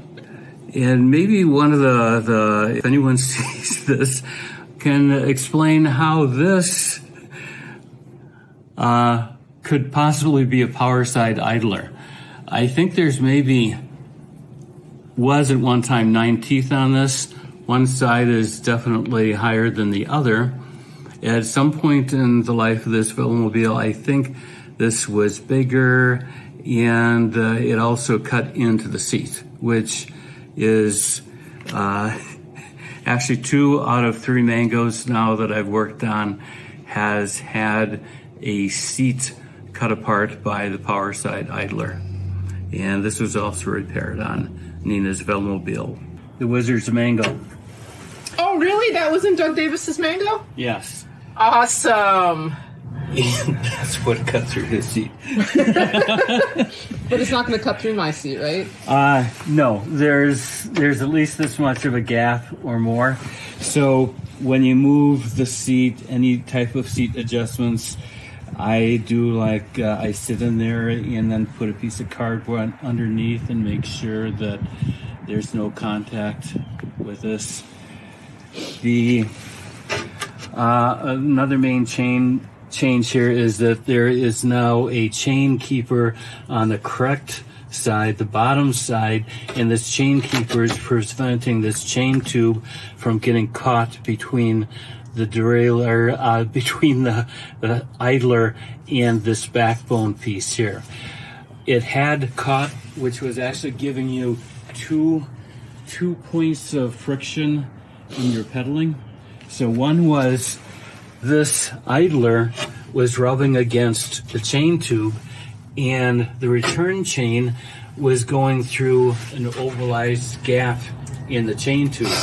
So you had restrictions going both ways. As Velomobiles pass from owner to owner, there are some unique fixes that are there. This happened to be a chain tube retention thing that is actually a bent spoke.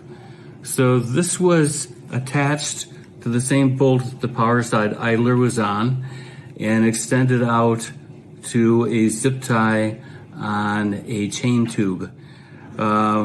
This is not my preferred mechanism. I will show Nina what I did, which is a simple zip tie, in this case, on the front of the Mango seat that retains the chain tube and keeps it away from your power side idler. Okay, I'm going to put on some cleated shoes and try the refurbished Mango.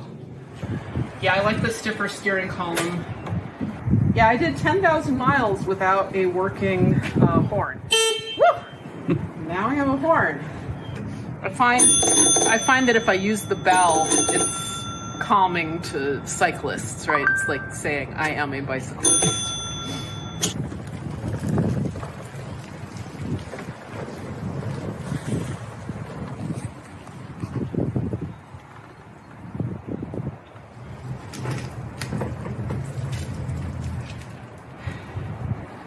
Nice. All right, Nina, we're glad you got Frosty all fixed up, and I'm pretty sure she's out riding right now. So thanks for that contribution, Nina. We will see you next time around. All right, folks, I think we're going to finish up here with our tribute segment. I want to thank specifically Mac Shaver Jr. For sending these pictures and his thoughts about his riding buddy, Ken Poindexter. Now, I put together this tribute from his note to me, and what you're about to hear is actually what Max had to say. Trey? I, like so many others, discovered triking through Ken's Bentrider Nation YouTube channel. I was basically sitting around wasting away in my recliner when I ran across these videos and thought, I can do that. I'm already reclining. All I'd have to do is pedal and steer. Soon I learned that Kenny lived only about 40 minutes away, only a couple of miles from where I grew up. When he invited me to go ride the Neuse River Trail in Raleigh, along with Rob Flieger, I was reluctant, as it was early on in my triking journey. But Kenny insisted. It was a fun ride, but I soon noticed I was falling behind Ken and Ron. The harder I pedaled, the further back I got. I chalked it up to being woefully out of shape, but when we stopped on a bridge for pictures, at Ken's request, I discovered I had a flat tire. Nothing would do but for Kenny to change out the tube for me. He wouldn't let me touch it. That's the type of person Kenny Poindexter was. Here he is on his Kenny P Signature Edition HP Velotechnik Scorpion. And here is his yellow Azub Tricon. I helped him install a Tongsheng TSDZ2 48 volt 750 watt mid-drive in hopes he would be able to continue riding. But sadly, the tumors in his spine made it too painful. He rode it once and sold it. This picture of him in the hospital bed was just about 3 weeks before he passed. I took a shirt folks signed for him at the big honkin' trike rally in Florida and presented it to him there. He was a great friend to me, and I can't believe he's gone. Recumbent triking has lost a great ambassador, and we've all lost a good friend.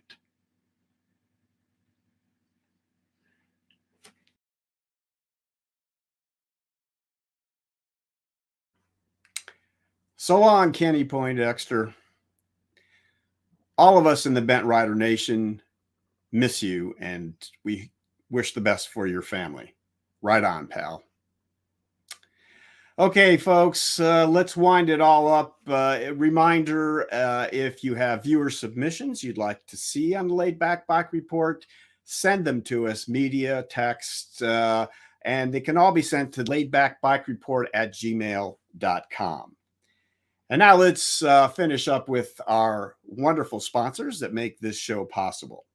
Starting out with TerraCycle.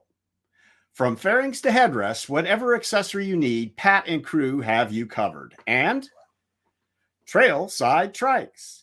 If you find yourself in Florida near the Withlacoochee Trail or in Knoxville, Tennessee, check out Andrew's shop and amazing crew. And TerraTrike and Greenspeed trikes.